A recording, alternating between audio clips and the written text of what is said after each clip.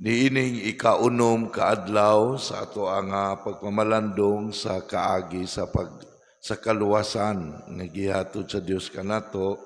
Karong adlaw atong nadungog ang paghibalag sa duha ka timaan, ang duha ka babayi nga gihisgutan sa sa karaang katawhan sa Israel, the Old Testament people, no? Now, kung kadumdum mo in the past 2 mornings, gahapon o sa usang adlaw, gihinay-hinay ta pag-introduce, ila-ila ngadto sa pagpadayag sa katumanan, sa kaluwasan sa Ginoo diya sa kaluwasan nato diya sa pagpaila sa duha ka timaan. Mubalik tanaw tagamay no sa usang adlaw, ang unang timaan usa ka babayi nga landay, no, sa ato patigulang na kaayo di nagyon manganak, gituang di nagyon manganak, unya ni mabdos man. Dayon na gahapong adlaw ang ikaduhang timaan usa ka babayi nga batan-on sinayuran wala gihapon kahilabti, ni mabdos pud gihapon. Kini buhat man sa Dios, pagpasabot nato nga siya man ang manughatag o kinabuhi. Kita instrumento lamang sa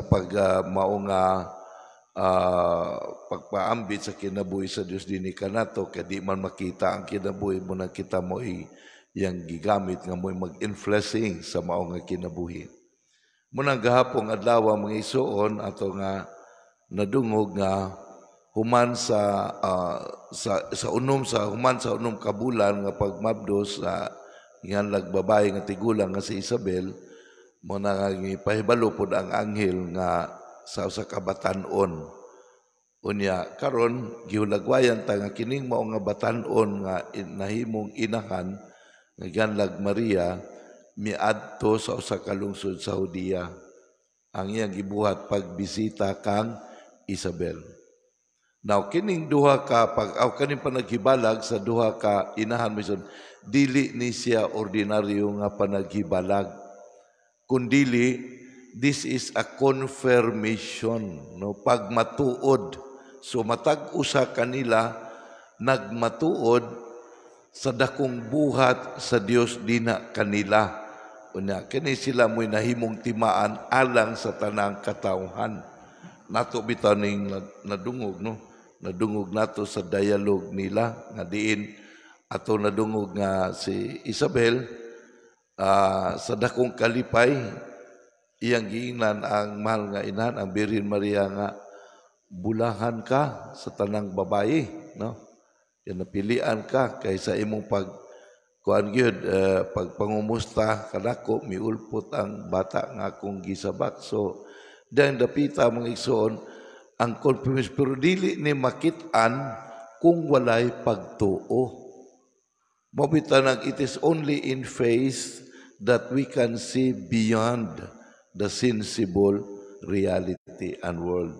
Mabitanag kita sa atong simbahan mga igsoon, doon na tayo mga sakramento nga atong gisaulog, kay aron pinaagi unta ni ining maong mga sakramento, dinhi atong mapalalong pagpanabot ug magiyahan ta mapahinumduman ta kanunay sa matag sa ulog nato sa sakramento sa tinuod nga kinabuhi nato na unsa na ta kitang mga binunyagan.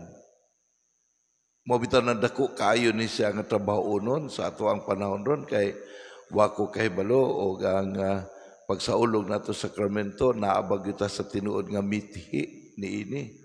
Una atong sabto ng sakramento, no? Ang sakramento gikan sa English word sacrament. Ang sacrament in English from the two Latin word sacra means sacred, mentum sign timaan. So sagradong timaan. Nya kita mga tao bisan nagkinahanglan gyud timaan nga diin pinaagi sa mga timaan adunay reality nga dili makita, no, dunay realidad nga dili makita. Ug unya pinaagi sa mga timaan atong nasabtan kining mao di makita, truth that cannot be seen in the naked eye. Unya, sa ato pa, kung usa ka realidad ay nga dili sagrado, ang iyang timaan, dili po na sagrado. Pero kung ang gitimaanan gani, ang cooperation nato, panalitan kita mga binunyagan, nidawat nata sa kinabuhi sa kaluwasan, nga mao si Kristo. Apan ang atong bunyag, gitan-aw ba nato ni? Nga pagdawat nato sa kinabuhi sa kaluwasan, nakakita ba ta? Nining dakong buhat sa Dios dinhi ka nato. Mabitan ng mga igsuon, ang pagdawat nato ni Kristo diya sa bunyag, di lamang kaya nagdawat sa mga seremonyas aron masakop ta simbahan Katoliko. Dili, giingon pagani nga diya sa bunyag, gipakatawo tapag usab. We are all born again. Pero mo ba niya ang atong consciousness? Kaya nga naman, kaya wala man ta mag-birthday sa ato ang bunyag. Dahil mo tinawan nako. Nakalitan mo? We are supposed to celebrate our birthday nga born again ta. Ang atong isaulog nga birthday katuro mong pagkahimugso nato sa kalibutan. Munang ang pagpanabot nato, ordinaryo ragyutang taong hanon. Nalimot ta mga igsoon nga nangatao mo na ita pag-usab. In other words, katong una na itong pagpagkatao, wala na to. Giamindahan na to sa atong ikaduha nga pagpagkatao mo na ang pagpagkatao pag-usab diin man. Diha ni Kristo. Mobita na nga ato ng selebrahon, magsaulog ta na, aron nga, kaya pagsaulog nato sa atong adlaw nga kita gibunyagan, mauman na ang atong pagpakatao pag-usab nga diin. Tinuod ang lawas ato nga tawhanon apan ang espiritu nga naghari dinhi kanato. Dili na ang atong pagkatawhanon, kundi si Kristo nga ania na kanato. Mauna nga kung mauna atong consciousness nga si Kristo ania na kanato, mauna nga mahimo tang Kristiyanos. Maningkamot ta nga magkinabuhi nga mga Kristiyanos, midawat ta ni Kristo kay gipahinumduman man ta. Munang importante kay ng mga timaan mga igsoon pagpasabot ka nato.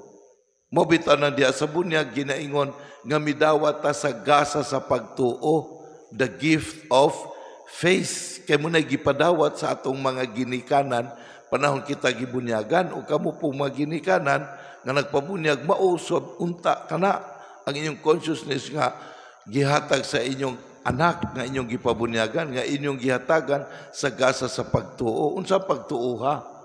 Pagtuo nga adunay Dios.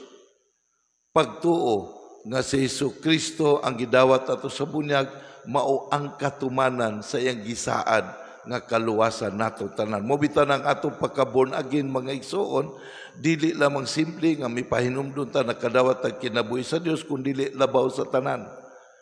Diya sa bunyag napasiguli ang atong dignidad sa atong pagkatao, sa atong pagkaanak sa Dios.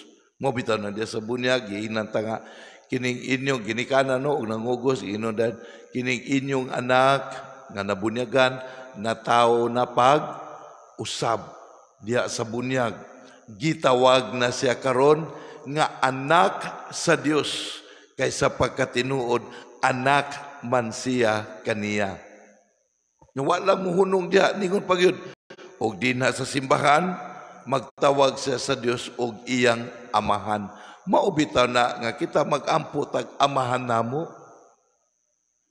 Aron nga mag-amgo ta sa maong dignidad nga kita dahil napasiguli na ang atong pagkahiusa nga to sa Dios isip iyang anak mga igsoon. Nguna nga makasangyaw na ta ni anak. Pero kung wala tayo pagtuo, kulang pagtuo nga kita dahil nga tao na pag-usab, unsao man nato pagsangyaw. Unsao na to kaya ang pagsangyaw dili ra man ingon pulo nga oy dunay Dios dili man ingon ni anak ang atong kinabuhi mismo mao man na siya ang magsangyaw our lifestyle mga igsoon Tanawa si Maria, human siya makadawat sa bini sa kaluwasan nga mao si Kristo, nagdala siya sa maong maayong balita nga tukang Isabel. Kaya pagbisita niya si Isabel, may is kalikunan biya tong Isabel. Nga naman, gulang. Oh, kamo nakasulay, sayon ba nang magmabdos? Dili. Inigmabdos ninyo, hambugiro na kayo mo. Okay, maglakaw ko ng galiad-liad. Di ba no? Oo. Dili sayon. Labi nagmatigulang na gusamot na noon. Galisod paglakaw kay gulang na, pamabnuson pagod. Munang Mary became the good news to Isabel, strength to Isabel, my son. Mauusab ta. Mo bitan nang giinan si Maria ni Isabel as a recognition nininda kong buhat sa Dios nga sa bulahan ka nga mituo nga matuman gayon ang mensahe sa Ginoo kanimo. So ang tanan nga mituo nga matuman bulahan, the term is malipayon, no? Malipayon. Mobita na mga igsoon, kita mga Kristiyanos is supposed to be katawhan nga malipayon sa kinabuhi, joyful atong kinabuhi, bisan tuod adunay mga pag-antos, dunay mga kasakitan nga atong masinati. Kay para nato kining tanan, wala ra ni siya, ug sumala pa ni San Pablo may suon, ang atong mga kasakitan o kapaitan, wala ra ni katiting sa gisaan nga kahimayaan nato ang kalibutan sa kinabuhing tunhay. Muna mga igsoon, manghinaot kita nga niini nga ikaunom kaadlaw sa ato nga pagpamalandong sa dakong buhat sa Dios kanato dinhi atong tukuhan nga kitang mga binunyagan mga katawhan ta sa kaluwasan. Tungod kay midawat man ta sa manunubos sa katawhan. Nga mao ang atong Ginoong Hesus. Aron ta pinaagi niini atong tuuhan nga kita mga binunyagan nangatawo ta pag-usab diha ni Kristo. Aron nga pinaagi niini pagtuuha malig-on kita nga magpadayon nga maningkamot nga magkinabuhi matinud-anon nga to sa Dios pinaagi sa ato ang pagpaningkamot nga magkinabuhi subay sa dalan ug pagtulunan sa atong Ginoong Hesus panghinaot nga kinimuhatod kanato sa gisaad nga Pinoy-anan sa kinabuhing tunay. Amen. Palihog manindo.